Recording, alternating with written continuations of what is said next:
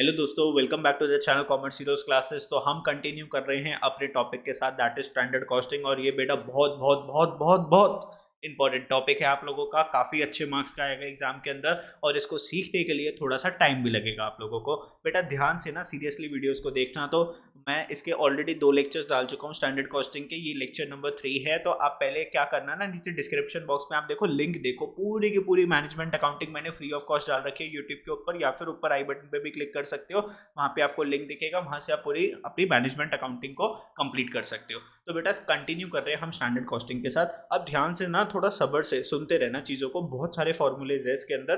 तो ऐसा मत करना कि सर हमको तो एकदम समझ में नहीं आ रहा, समझ में नहीं आ रहा। 100% समझ में आएगा। अगर अभी तक समझ में आ रहा है तो आगे भी समझ में आएगा, ठीक है। But have a trust and have a confidence, ठीक है। पूरा ट्रस्ट एंड कॉन्फिडेंस के साथ वीडियो को देखो, अभी आपको समझ में आएगा। पहले धीरे धीरे थोड़ा सा हम क्या करेंगे ना, अभी भी पहले हम थ्योरी करेंगे बच्चों, पहले थ्योरी करेंगे, क्योंकि पहले मेरे को फॉर्मूला समझाना पड़ेगा ना कि बेटा एक्चुअल में उस फॉर्मूला कैसे बना।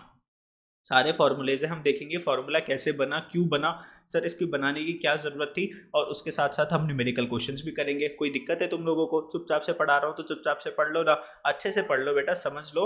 स्टैंडर्ड कॉस्टिंग बहुत इंपॉर्टेंट टॉपिक है, सिर्फ आपके एग्जामिनेशन के लिए नहीं, लाइफ के लिए भी बहुत ज़्यादा इंपॉर्टेंट है। आगे चल के जब आप किसी कंपनी के अंदर काम करने के लिए जाओगे तो स्टैंडर्ड कॉस्टिंग कभी कभार बनता है कंपनी के अंदर, कभी कभार क्या, बड़ी कंपनीज तो उसको मैंडेटरी फॉलो करती हैं स्टैंडर्ड कॉस्टिंग को। तो क्या पता आपको कल को स्टैंडर्ड कॉस्टिंग में काम मिल जाए, वो लोग बोले कि बेटा आपने बीकॉम तो कर रखी है तो उसके अंदर स्टैंडर्ड कॉस्टिंग तो कर रखा होगा। और अगर तुमने ढीला सा स्टैंडर्ड कॉस्टिंग करा होगा तो तुम्हें समझ में नहीं आएगा कि कंपनी कैसे स्टैंडर्ड कॉस्टिंग बना रही है। तो ध्यान से, मैं जब पूरा पढ़ा रहा हूँ तो आपको पूरा पढ़ने में क्या दिक्कत है। चलो इसी के साथ वीडियो को स्टार्ट करते हैं, ठीक है सर।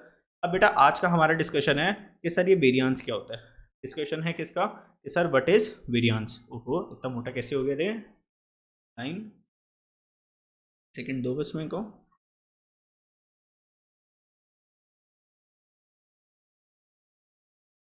इतना मोटा कैसे? अच्छा ये रहा, चलो थोड़ा सा और बड़ा कर लेते हैं। चलो बेटा देखो, वेरिएंस क्या होता है। The primary objective of standard costing, बेटा स्टैंडर्ड कॉस्टिंग क्या करता है, इज टू रिवील।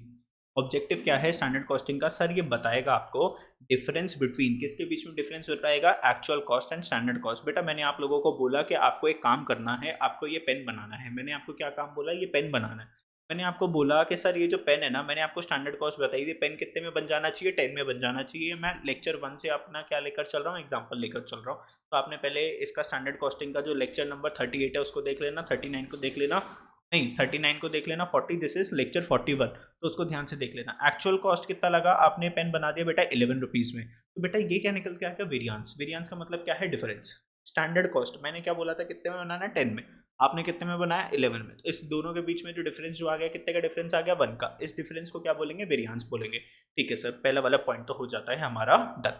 सेकंड वाले पॉइंट की बात करते हैं, तो variance is the difference between standard cost and actual cost. तो अगर आपसे कोई बोलता है व्हाट इज वेरिएंस, तो वेरिएंस को क्या बोलोगे, sir variance is equals to standard cost minus actual cost. Okay sir, इतना सा समझ में आया, ठीक है। रजिस्टर्स को निकाल लो, थोड़ा थोड़ा क्या कर लो, मेरे साथ नोटिंग कर लो बच्चों, अच्छे से समझ में आ जाएगा ना फिर। In other words it is the difference between what the cost should have been, cost क्या होनी चाहिए, and what the actual is. तो मैंने आपको क्या बोला था कि कॉस्ट कितनी होनी चाहिए इस पेन को बनाने की, 10 रुपये, और एक्चुअल में कॉस्ट क्या हुई, 11 रुपये। तो यहाँ पर भी क्या आ गया, -1 आ गया।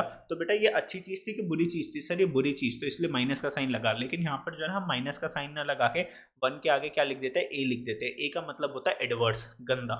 ए का मतलब क्या होता है, एडवर्स, गंदा। और अगर ये पॉजिटिव में आ जाता, जैसे मान लो मैंने आपको बोला कि पेन कितने में बनाना, 10 रुपीज़ में, एक्चुअल कॉस्ट कितनी लगाई आपने, बेटा 10 रुपीज़ क्या थी, स्टैंडर्ड कॉस्ट। तो standard cost minus actual cost आपने 9 रुपीज़ में बना दिया। तो बेटा 1 किस में आया, पॉजिटिव में। इसको बोलते हैं एफ। एफ का मतलब क्या होता है, फेवरेबल। अच्छा अभी मैं सिखाऊंगा इसको, ठीक है।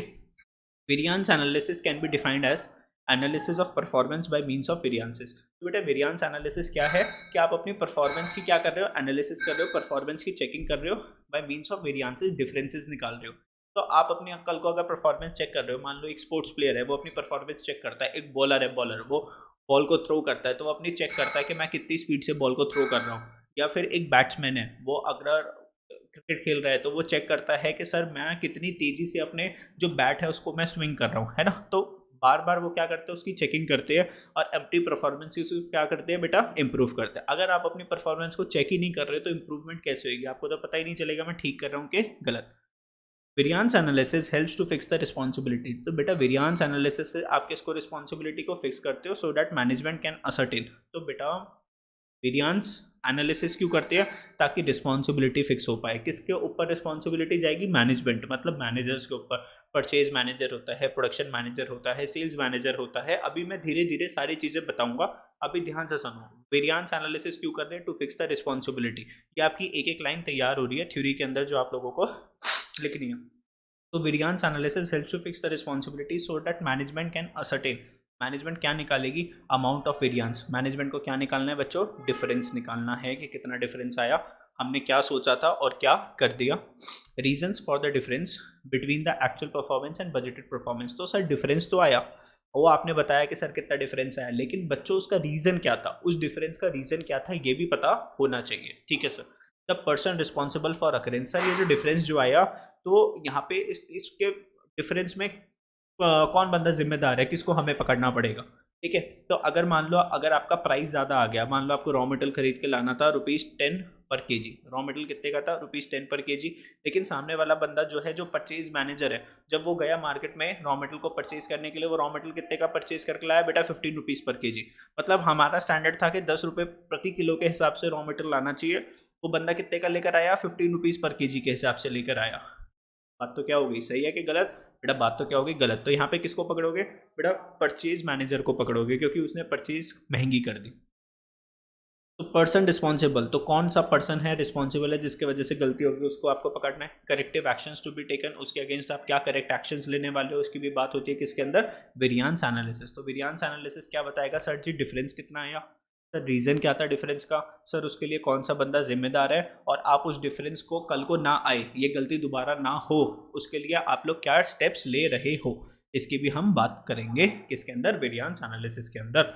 आई होप आपको क्या समझ में आया, सर वेरिएंस क्या होता है ये समझ में आया, वेरिएंस एनालिसिस क्या होता है ये समझ में आ गया। आगे चलाते हैं फिर अपनी गाड़ी। ठीक है सर, गाड़ी चलेगी, आवाज आएगी, है ना। Where the actual cost is less than standard cost. अब आपकी जो एक्चुअल कॉस्ट जो लगी वो किस में लगी, कम लगी, स्टैंडर्ड कॉस्ट है। आपने बोला कि सर ये जो पेन है कितने का बना के दे देना मेरे को, ₹10। मैंने अपने एम्प्लॉइज को बोला है पेन कितने का बना के देना, ₹10। एक्चुअल कॉस्ट कितनी लगी, कम लगी स्टैंडर्ड से, तो मान लो उन्होंने पेन बना दिया ₹9 का। अभी अच्छी बात है बुरी बात है, सर ये तो अच्छी बात है ना बेटा। वेरिएंस निकालने के लिए ध्यान से देखो, variance is equals to standard cost minus actual cost. AC लिख देता हूँ छोटा सा। अब आपने स्टैंडर्ड कॉस्ट बोली थी कि ₹10 का ये पेन आपने बना देना, लेकिन उन्होंने पेन कितने का बना के दे दिया आपको, ₹9 का। डिफरेंस कितना आया, 1, और 1 किस में आया, पॉजिटिव में आया ना। तो बेटा इसको बोलते हैं फेवरेबल, इसको क्या बोलते हैं, फेवरेबल वेरिएंस। क्या बोलते हैं बच्चों, फेवरेबल वेरिएंस। और क्रेडिट और पॉजिटिव वेरिएंस, तो या तो फेवरेबल वेरिएंस बोल लो, पॉजिटिव वेरिएंस बोल लो, या क्रेडिट वेरिएंस बोल लो। इसको डोनेट किससे करते हैं बच्चों, बड़े F के साथ डोनेट करते हैं, ये ब्रैकेट में आएगा। ठीक है, इतनी सी बात समझ गए, ओके सर। आगे, where the actual cost is more than standard cost. बच्चों अगर आपकी एक्चुअल कॉस्ट ज़्यादा लगी स्टैंडर्ड कॉस्ट, मतलब मैंने आपको बोला था पेन कितने का बनाना, 10 का, आपने कितने का बनाया, 11 का, तो बेटा यहाँ पर आंसर क्या आ रहा है, -1। तो एक्चुअल कॉस्ट आपने ज़्यादा लागत लगा दी, ज़्यादा खर्चा कर दिया as compare to standard cost. Difference is known as unfavourable or adverse. तो इसको क्या बोलते हैं, अनफेवरेबल वेरिएंस, या फिर क्या बोलते हैं, एडवर्स वेरिएंस, या फिर इसको क्या बोलते हैं, डेबिट वेरिएंस। और इसको डोनेट किससे करते हैं, ए से डोनेट करते हैं। ए का मतलब होता है एडवर्स, और ऊपर एफ का मतलब क्या होता है, फेवरेबल। फेवरेबल मतलब पॉजिटिव, एडवर्स मतलब नेगेटिव। आपका आंसर किस में आ रहा होगा, नेगेटिव। लेकिन आप वैल्यू के आगे ये नहीं लिखोगे -1000 ना, आप 1000 लिखोगे और उसके साथ ब्रैकेट में लगा दोगे एडवर्स। और अगर पॉजिटिव में आ रहा होगा तो 1000, अगर पॉजिटिव में आ रहा होगा तो क्या लगाओगे, फेवरेबल। ऐसे +1000 नहीं लगाना। ठीक है, ठीक है सर, हम ये भी समझ गए सर। हम बहुत प्यारे बच्चे हैं, हम जल्दी समझ जाते हैं, लेकिन कोई अच्छा समझाने वाला होना चाहिए। तो मानते हो मैंने तुम्हें बहुत अच्छे से समझा दिया, तो वीडियो को क्या करना है, लाइक करना है, और एक कमेंट भी कर दिया करो कि यस सर हमें अच्छे से समझ में आया। लोग बहुत प्यारे बच्चे हैं। अब बेटा वेरिएंस दो तरीके के होते हैं, एक होता है कंट्रोलेबल वेरिएंस, एक होता है अनकंट्रोलेबल वेरिएंस। अब बेटा कभी कभार मान लो ये जो पेन है, पेन, अब इसमें रॉ मटेरियल जो लगता है प्लास्टिक लगता है, रॉ मटेरियल क्या लग रहा है, प्लास्टिक। अब बेटा कुछ चीज़ ऐसी है जो मेरे हाथ में है, जिनको मैं क्या कर सकता हूँ, कंट्रोल कर सकता हूँ। कुछ कॉस्ट को मैं क्या कर सकता हूँ, कंट्रोल कर सकता हूँ। उसको क्या बोलते हैं, कंट्रोल रेबल वेरिएंस और कुछ ऐसी चीज़ें हैं जो मेरे कंट्रोल के बाहर है। मान लो अब ये जो पेन है, ये पेन मैं बनाता हूँ, लेकिन बेटा इस पेन में जो प्लास्टिक लग रही है वो तो मैं नहीं बनाता ना। अब कल को अगर पीछे से प्लास्टिक ही महंगी आ गई तो उसमें मैं क्या कर सकता हूँ? कुछ नहीं कर सकता ना। फिर मुझे क्या करना पड़ेगा बेटा, मेरा जो कॉस्ट जो है वो क्या हो गई, एक्सपेंसिव हो जाएगी। मुझे फिर अपना सेलिंग प्राइस बढ़ाना पड़ेगा क्योंकि पीछे से ही रॉ मटेरियल क्या आ रहा है, महंगा आ रहा है। तो वो क्या होता है, अनकंट्रोलेबल वेरिएंस, उसको हम कंट्रोल नहीं कर सकते। मतलब जो डिफरेंस जो आया ना, वो उस रीजन की वजह से आया जो मेरे कंट्रोल में नहीं था। और यहाँ पे देखो, वेरिएंस का मतलब है डिफरेंस, वो डिफरेंस जिसको हम कंट्रोल कर सकते हैं। अब variance is said to be controllable. एक वेरिएंस को हम कंट्रोलेबल बोल सकते हैं if it can be identified, अगर हमको पता है कि ये जो डिफरेंस आया किस रीजन की वजह से आया। And primary responsibility of satisfied specified person. और सर देखो, अगर ये कंट्रोलेबल है तो एक बंदा जो था जिसको हमने रिस्पॉन्सिबिलिटी दी थी, या कोई डिपार्टमेंट था जिसको हमने रिस्पॉन्सिबिलिटी दी थी, वो उसको कंट्रोल कर सकता था, लेकिन उसने कंट्रोल नहीं करा क्योंकि वो क्या था, केयरलेस था। तो अब उसकी क्या होगी बेटा, पिट्टी पिट्टी करेंगे हम उसकी। क्या करेंगे बच्चों, पिट्टी पिट्टी कर देंगे, बहुत पिटाई कर देंगे उसको। अब यहाँ पर अगर हमने परचेज मैनेजर था, परचेज मैनेजर, हमने उसको क्या बोला था, बेटा सस्ता सामान खरीद के लाइयो, अब वो महंगा सामान खरीद लाया जानबूझ के, अब उसकी क्या हो जाएगी बेटा, पिट्टी पिट्टी। फॉर एग्जाम्पल, वर्कर्स में बी हेल्ड रिस्पॉन्सिबल, वर्कर में B held responsible for use of material in excess of standard quantity. हमारे जो वर्कर्स थे उसको बोला भाई थोड़ा हाथ रोक के जो है ना काम करना, ठीक है, मटेरियल को यूज़ करना है। लेकिन तो भाई साहब उन्होंने तो क्या कर दिया, मटेरियल खूब लगा दिया। मान लो आपका एक रेस्टोरेंट है, तो आपने बोल दिया भैया को, जो बटर नान जो बनाता है, भैया थोड़ा जो है ना रोक के बटर वटर लगाइयो, ये नहीं तू एकदम नदियाँ बहा दे बटर की। और भाई उसने क्या करा, बटर पे बटर लगा दिया। जो शाही पनीर वाला बंदा था, जो शाही पनीर जो बनाता था, या पनीर की सब्जी जो बनाता था, कोई सी भी सब्जी ले लो, क्या पता आपको कढ़ाई पनीर पसंद हो, या पनीर लबाबदार पसंद हो, पनीर बटर मसाला पसंद हो। हमने उसको बोला भाई एक काम कर, जो भी बंदा जो ऑर्डर करेगा ना, फुल सब्जी जो ऑर्डर जो करेगा फुल, तो बेटा उसके अंदर आपको 6 पीसेज ऑफ क्या डालना है, बड़ा बड़ा पनीर डालना है।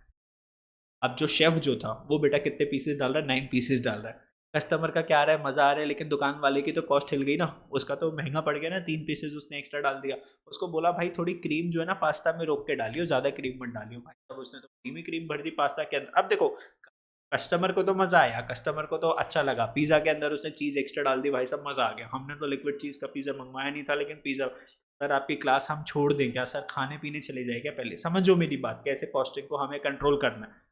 तो यहाँ पर क्या करा था, वर्कर्स को हमने बोला था कि बेटा इतना ही आपको यूज़ करना है, लेकिन उसने स्टैंडर्ड क्वांटिटी से ज़्यादा यूज़ कर दिया, जिसके वजह से बेटा क्या हो गया, हमारा स्टैंडर्ड कॉस्टिंग थोड़ा सा हिल गया, थोड़ी सी चीज़ हमें क्या पड़ गई, एक्सपेंसिव पड़ गई। ठीक है सर, आ गया समझ में? सर एग्जाम्पल गजब लेते हो आप, यही तो कला है बेटा, यही तो कला है। Teaching is an art and I am a very good artist.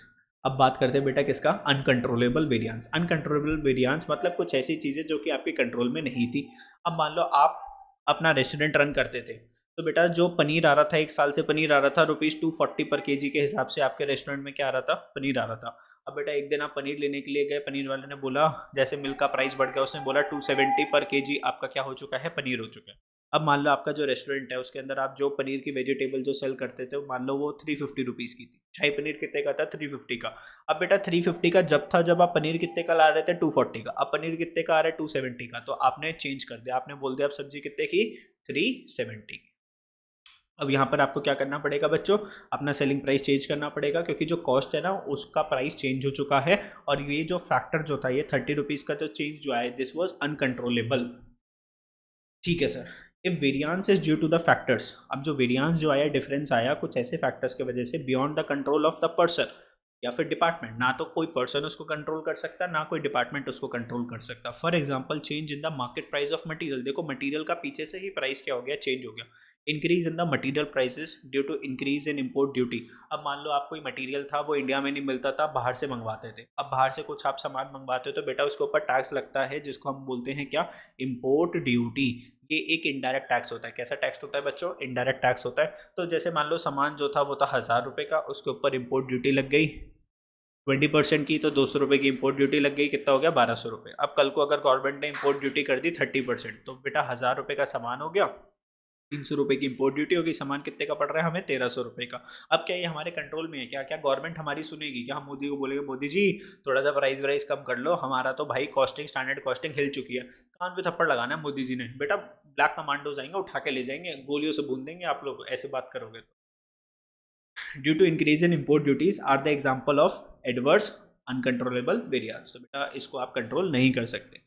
No person or department can be held responsible for uncontrollable variance. अब बेटा यहाँ पर थोड़ी ना किसी पर्सन को पकड़ के और आप उसको पनिशमेंट दे दोगे, चल मुर्गा बन के दिखा, सिटअप्स करके दिखा, है ऐसे थोड़ी ना। तो यहाँ पे कोई पर्सन रिस्पॉन्सिबल नहीं है बेटा, यहाँ पे तो आपको किसको पकड़ना पड़ेगा, गवर्नमेंट को पकड़ना पड़ेगा इम्पोर्ट ड्यूटी के अंदर, है ना। गवर्नमेंट पकड़ में आएगी नहीं।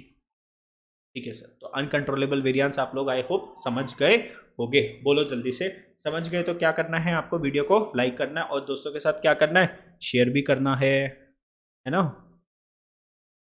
चलो bye bye, thank you for watching the video. Next video के अंदर हम आगे की चर्चा को कंटिन्यू करेंगे।